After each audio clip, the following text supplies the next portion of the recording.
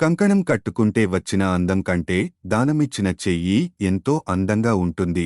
గంధం పూసుకుంటే కాదు, స్నానం చేస్తే శరీరం పరిశుద్ధమవుతుంది.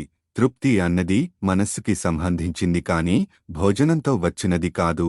శృంగారము వలన కంటే జ్ఞానము వలన మోక్షము సిద్ధిస్తుంది. దానమివ్వడంలోనే చేతికి అసలు అందముంటుంది.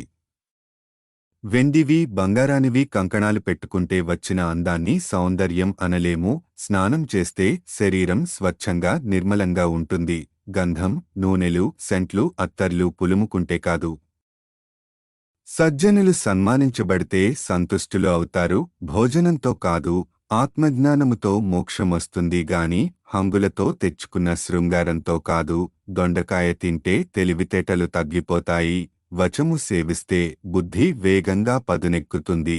స్త్రీతో సంభోగిస్తే బలం వెంటనే తగ్గిపోతుంది మరియు పాలు త్రాగితే పోయిన బలం తిరిగి వస్తుంది. అలాగ స్త్రీ బలనాశకి మరియు పాలు బలవర్ధకము. దొండతో జరిగిన నష్టాన్ని వచము భర్తీ చేయగలదు. అలాగే స్త్రీతో సంభవించిన నష్టాన్ని పాలు భర్తీ చేయగలవు.